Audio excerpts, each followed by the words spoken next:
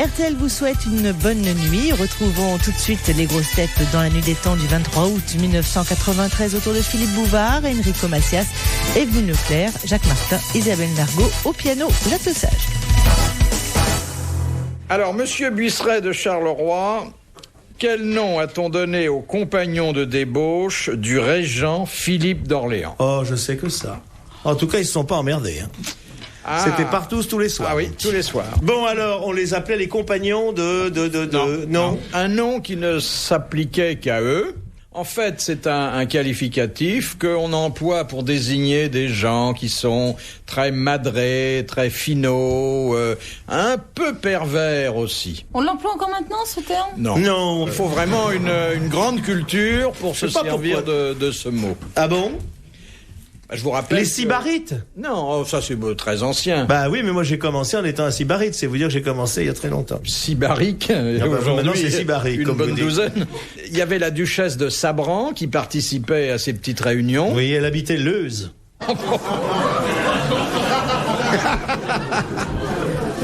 Moi, oui, je connais l'histoire de France, alors comme ma poche. Madame de Sabran, dont je connais la descendante, et n'en dites pas de mal, je vais rougir. Je la connais aussi. Mademoiselle de Sabran, qui joue admirablement du piano. Mais ce que vous ne savez peut-être pas, et vous devriez si vous connaissiez l'histoire de France, c'est que je la connais sur mon Madame pouce. de Sabran a envoyé dans l'œil du régent, oui, et je ne vous dis pas pendant quelle position, un coup de son talon aiguille. Et elle lui a crevé l'œil, exactement. Oui. Exactement. Et sur la place où ça avait lieu, ils ont fait un hôtel borgne. Et voilà. Et c'est comme ça que j'écris ma chanson au talon de ses souliers. Voilà. C'est quoi la question exactement? La question, c'est de savoir comment on appelait les compagnons de débauche du régent. Le régent Philippe d'Orléans. Qui était vraiment, alors à part tous heures finie. Oui. Et si vous me donniez la première lettre, mon petit, ça vous aiderait. Et moi aussi. Moi, ça m'aiderait pas, mais enfin, bon. Allez-y. La première lettre évoque ce dont vous ne manquez jamais. De pain? Non, d'air. Les renégats? Alors c'est un homonyme de rusé, c'est ça? Un homonyme. Un synonyme de rusé? Oui. Rusé pervers. Les rigodons. Des renards? Non. Renardins? Qu'est-ce qui arrive là? Il y en a une. Qu'est-ce qu'il y a? Il y a une alerte. Les raies. Non, on ne dit rien. Non, on dit rien, mais c'est pas défendu de me faire signe. Roublard? Non. Les roués. Les roués. Bonne réponse d'Isabelle Mergot, les roués.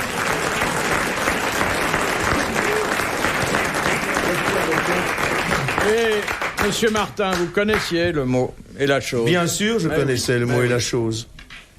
Et je l'ai fait souvent, alors... C'est quelqu'un qui ne connaissait pas qui donne la bonne réponse. Voilà, c'est le miracle permanent des grosses têtes. De monsieur... Vous avez l'air de le regretter, Philippe. Pas du tout. La culture est pour tout le monde, même pour ceux qui n'en ont pas. Non, alors là, c'est pas très galant, parce qu'elle est très cultivée, Isabelle Mergot. Non, Si, j'ai lu tes textes, c'est formidable, on peut écrire sans avoir de culture, j'ai pas de culture. Arrête, mais dis non, pas de j'en ai pas. bêtises. Et alors, je sais bien que tu es cultivé. Et j'ai aucune honte, je m'en vante pas, mais j'ai aucune honte, voilà. La culture, c'est comme la confiture. Faut on l'étaler en a plus, on l'étale. quand il faut seulement. C'est tout. Ah, la vraie citation, mon cher quoi? Enrico, Oui, c'est la culture, c'est comme la confiture, moins on en a, plus on l'étale. Voilà, c'est ça. Édouard Herriot. Non, Édouard Herriot, c'est la culture, c'est ce qui vous reste lorsqu'on a tout oublié. Rappelez-vous. Ah oui, c'est vrai. La culture, c'est ce qui vous reste lorsqu'on a tout oublié, et ça, c'est vraiment intelligent. Ça, c'est très fort aussi. Oui, aussi. Et l'intelligence, c'est comme le parachute, quand on n'en a pas, on s'écrase. Ça, c'est des proches. Ouais, j'adore cette phrase. Et qui d'ordine? Il n'y a pas de réseau, hein? Ça, qui d'ordine, c'est pas bête. Tout le monde y va de son petit. De Madame Houel d'Alençon, quelle réquisition d'animaux ordonna Jules Grévy le 3 juillet 1877? Tous les chevaux. Les rats. Les vaches. Non, il ordonna la réquisition de tous les animaux qui étaient là où on met les animaux. Aux zoos. Aux zoos de machin. Au jardin des plantes. Des animaux domestiques. Et c'est un animal qu'on dresse bien, oui. Qu'est-ce qui se dresse bien, Philippe, vous qui avez plus d'expérience que nous? Vous parlez pas d'un petit oiseau? Si. Ah, c'est Un vrai. merle. Non. Un pigeon. Alors, les pigeons voyageurs. Les pigeons voyageurs. Adi Martin. Bonne réponse d'Isabelle Mergot et de Jacques Martin. Je suis... Si vous me cherchez, Philippe, je suis toujours derrière elle. On venait de créer le premier bataillon. service militaire colombophile. Oui, colombophile. Avec des sapeurs colombophiles. Qui transportaient les petits pois. Parce que quand même, le pigeon, ce qu'il y a de meilleur, c'est quand il est dans une platée de petits pois. Question de Monsieur Legros. Autrefois, qu'en disait-on de quelqu'un qu'il avait épousé la veuve? Qu'il montait sur la guillotine pour se faire couper le col. Exactement. Bonne réponse de Jacques Martin.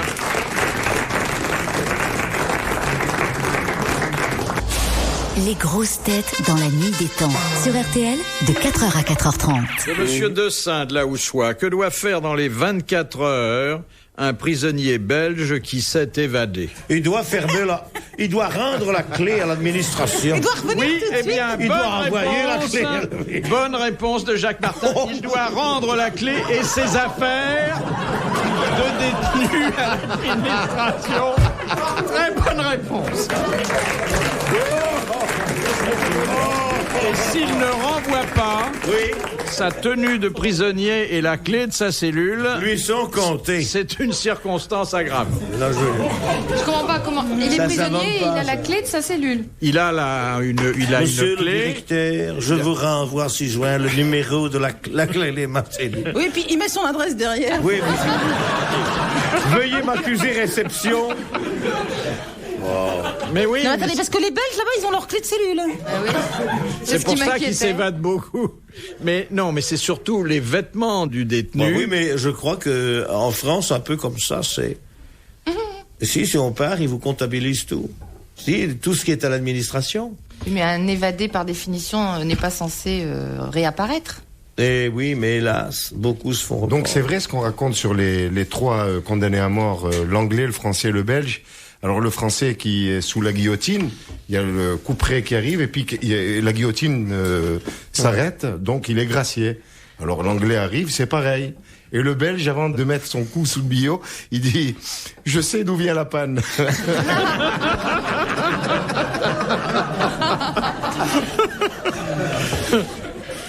Vous savez qu'ils ont bon caractère, nos Belges, parce qu'ils en entendent. Question de Madame Well d'Alençon. À qui doit-on les paroles de l'hymne à l'amour? À Edith Piaf. Non. À Edith Piaf. Ah oui, exactement. Bonne réponse de Jacques Martin. Ça, c'est une chanson. C'est Baba, Edith Piaf. Comment c'est les paroles de...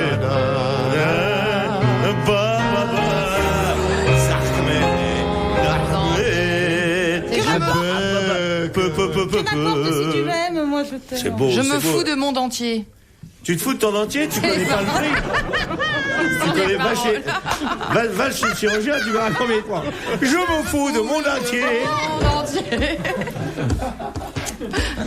Quelle bonne femme, quel talent.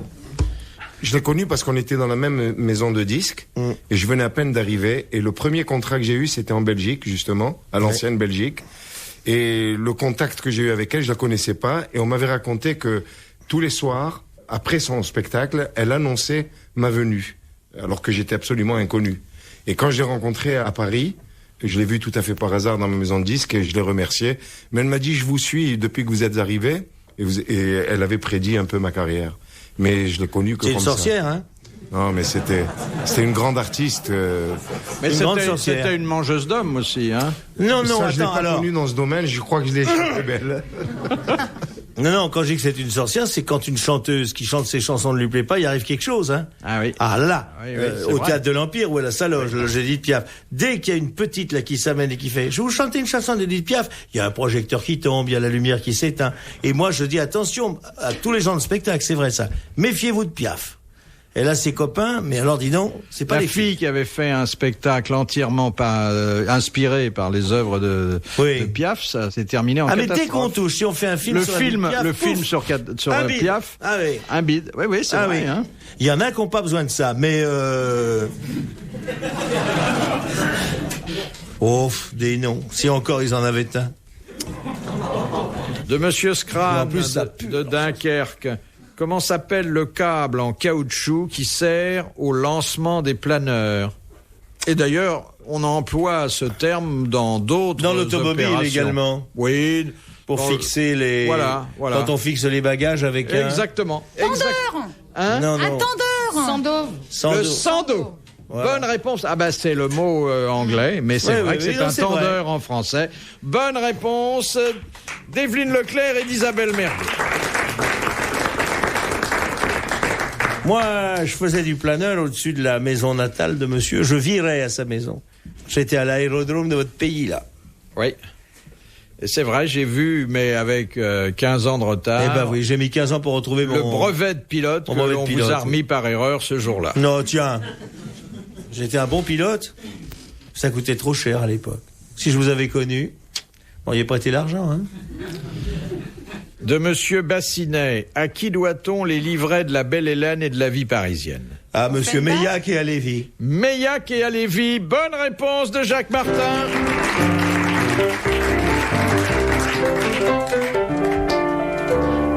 Ce roi barbu qui s'avance, qui s'avance, qui s'avance, c'est un Agamemnon, oui, c'est ça, oui, tu le connais, oui, hein? Question de Madame Longuet. Comment s'appelle la maladie qui fait tomber par plaques les cheveux et les poils? Ça finit en 10. Non. Non. Oh non, c'est un vieux mot et d'ailleurs, ça dit bien ce que ça veut dire parce que une fois qu'il n'y a plus rien sur la tête, On est chauve. Oui. Oui, hein? Comment tu es arrivé à cette déduction? Ça fait tomber les cheveux et ça donne des plaques. C'est la pelade. Bonne réponse du docteur Leclerc. La pelade. Philippe Bouvard sur RTL, 4h, 4h30, les grosses têtes dans la nuit des temps. Dernier rendez-vous des grosses têtes dans la nuit des temps pour aujourd'hui, le 23 août 1993. Philippe Bouvard était entouré d'Enrico Macias, d'Isabelle Mergo, de Jacques Lesage et de Jacques Martin. Au programme, le disque d'Evelyne Leclerc. Ça a bien marché votre disque, je crois. Ça marche. Oui, Ça oui. marche Je encore. savais même pas que ça très marchait, bien. moi, les Si.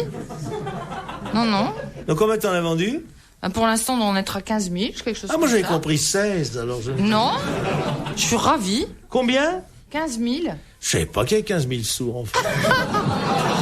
Mais il y a des gens qui m'aiment bien, qu'est-ce que tu veux? Mais non, mais ça, ça fait écoute-moi. plaisir. Mais voilà. là C'est où pas- ça a été une très bonne idée de promotion, c'est de donner un paquet de lessive et un litre de vin à tout acheteur. Ça a sûrement Ils dopé ne la vont vente. pas me lâcher aujourd'hui. Hein. Non, est-ce Bien que fait tu de en... venir. Dis-moi. Il y a un numéro je peux à demander un gratter truc, sur ça la intéresse les pochette, Français, et ça.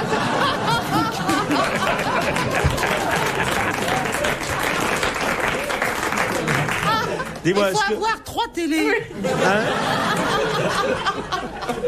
Dis-moi, c'est une question qui intéresse les Français à l'écoute. Est-ce que il y a un second disque en préparation? Oui, l'autre face. Non, parce que... On peut Vaut mieux retourner. savoir, on peut prendre Je nos dis à vacances. tous les acheteurs, vous pouvez retourner. Le disque. Mais non, un CD, ça se retourne pas. Ah, Et- tu l'as fait en CD? Carrément. Je croyais que c'était en C'est pas la 78 micro-sillon tours. et tout. Non, C'est ton drame, je peux te le résolument dire, ton moderne. drame, c'est que ça n'a pas été fait par une grande maison de disques. C'est pas qu'il chante faux, c'est que le trou n'est pas au milieu. De Madame Rondeau, quelle est l'autosanction irréversible pendant 5 ans? L'autosanction? Oui. On se punit soi-même? On se punit soi-même. Pendant 5 ans? Et c'est une sanction qui ne peut pas durer moins de 5 ans. Oh là là. Ah, se faire interdire dans les casinos. Exactement. Bonne réponse de Jacques Martin. On dirait, Philippe, c'est une question que vous connaissez bien. Il a fait un livre remarquable sur le jeu. Oui. Oui. Question. Presque meilleur que le disque de ma copine. Question. Non, attends, tu vas voir, je vais en chanter une dimanche. Ouais, tu viens quand tu veux, sans blaguer, je t'invite, bien que tu sois de TF1. De la race maudite. Mais c'est pas TF1, poil de chien. Antenne 2, poil au... Non, Antenne 2, poil aux... Antenne 2 a les yeux bleus. TF1, poil de chien. Ouais. Question de Jacques Martin, mademoiselle. poil au sein. Question de mademoiselle Belpère de Loche. De Loche. Pour quelle raison l'histoire a-t-elle retenu le nom de Thomas de Torquemada? Mais il n'y a que l'histoire. Eh bien, moi, parce que... Alors...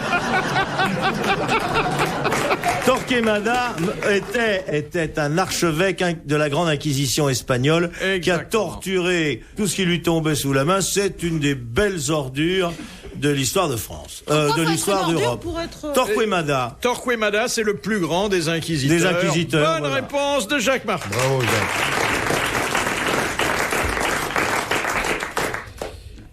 Question de Madame le prêtre.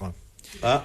Dans l'expression espèce sonnante et trébuchante, que signifie trébuchante? C'est le trébuchet, c'est le... Oui, exactement. Et qu'est-ce que c'est qu'un trébuchet en bijouterie? Vas-y, Evelyne, on est avec toi. À toute personne qui soufflera, vous aurez droit à un indice. Trébuchet, c'est un truc qui a 3 pieds. Et Rien c'est du l'endroit... tout. Non, c'est... Rien du Ça, tout. c'est un tabouret. Hein. Mais attends, laisse-moi t'expliquer. C'est la... Et alors, comme il n'y a que 3 pieds, on se casse la gueule, donc il trébuchait. Hein, c'est ça. C'est ça. Non, c'est là-dedans. On fond l'or dans un trébuchet. Non. Rien du tout. Ah non. Mais enfin, j'ai donné la réponse. Non. Non. Parce que vous avez évoqué le trébuchet pour trébuchante, c'est bien, mais on ne sait pas ce que ça veut dire. Parce qu'on ne connaît pas le rôle du trébuchet, Exactement. et donc on ne connaît pas l'acception de trébuchet. Moi, je veux pas le dire parce que j'en ai marre de répondre, mais... C'est une espèce d'assiette dans laquelle on met les pièces. Non, mais ça va pas. non. C'est la quête, ça. Coupelle. C'est Ça, la c'est quête. quand vous chantez. Je sais ce que Mais c'est. ça, c'est... Un trébuchet. À 3 pieds. Rêver un impossible rêve. Rêver un bien des mal. Enfin, quel rapport avec trébuchet? Aucun. La. Alors, le trébuchet, ça sert à... Je t'explique, ma grande. J'ai déjà- Le trébuchet, ça je vous sert à ai déjà vérifier mis sur- quelque chose, hein, Monsieur Bouvard. Avec le Oui. trébuchet, on vérifie le On quelque vérifie chose. quoi? Le poids Eh des oui, pièces. le poids Le des pièces. poids des pièces. Voilà, Et bonne donc- réponse, Evelyne. Donc, une monnaie trébuchante, c'est une monnaie qui pèse son juste poids. Qui pèse son juste poids. Bonne réponse de Jacques Martin et merci à Evelyne Leclerc. Mais oui, merci. Elle n'a pas été au bout de la réponse, mais elle a bien commencé. Elle a le droit C'est de mon chanter une Je chanson. ne vais jamais au bout des choses. Mais va, chante C'est une mon chanson. problème. Il y a son Oui, neurone qui a monsieur. calé au milieu. Dernière citation Déjà de Je monsieur, fais quand même 6 heures du soir, hein. de monsieur Luigi, qui a dit: tout politicien habile sait que la meilleure position se situe un peu à droite de la gauche, un peu à gauche de la droite et juste en face des caméras. Ah, ça, c'est bien dit. C'est d'époque. Et c'est d'époque. Non. C'est d'époque, c'est un contemporain. Bah, C'est ça, sûr, quelqu'un les qui est caméras. mort il y a une Oui, 10-15 ans, 10-15 ans. Les caméras, c'est... Et qui connaissait bien les caméras, oui. Un journaliste? Non. Un Francis acteur, Blanche un comédien. Non. C'était à la fois un comédien, un auteur et un metteur en scène. Audiard? Et il a laissé un témoignage sur notre époque, sur le progrès. Chaplin? Non, Ah non, français. Hein. français. Et vous me touchez en me disant ça. Moi, l'a vous me connu touchez tous pas, les en deux, tout on cas, l'a je vous sens connu. pas. Hein. Nous l'avons connu. C'était un personnage assez étrange, plein de talent. Jacques Tati. Jacques Tati. Voilà. Bonne réponse de Jacques Martin. Bravo, merci. À la prochaine. Pour assister aux grosses têtes de Philippe Bouvard, rendez-vous sur rtl.fr.